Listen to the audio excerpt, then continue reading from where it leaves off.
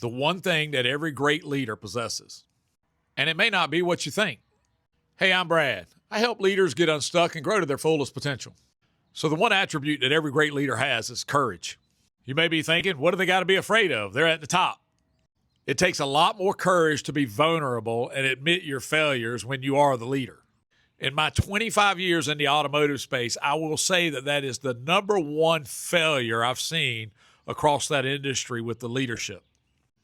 Blaming bad business on the market, blaming it on the calendar, blaming it on the weather, blaming it on the inventory, blaming it on your used car director, blaming it on the ad agency, and the worst of all, blaming it on the team that you put together.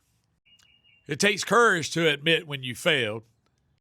It takes even more courage to admit when your team fails because of your poor leadership. I'd love to tell you that I did everything right as a leader, but then I would be just like the problem that I'm describing. I made plenty of mistakes along the way, and I owned every one of them. I put people in seats that didn't deserve to be there, and unfortunately, I left them there a little too long at times. For all the reasons all of us do it. We get to know them personally. We get to hear about their stories. We get to see their struggles. And then lastly, we kind of question, is there anybody else better out there other than what I got? The bottom line with that thinking is complacency, and it's fear. It sets a limitation on your leadership that can never be undone unless you have the courage to undo it.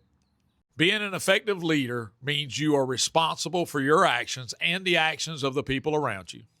Always promoting growth, always creating opportunity, always creating space for your team to improve so you can improve. But you as the leader have to have the courage to go first. Like and follow for more like this.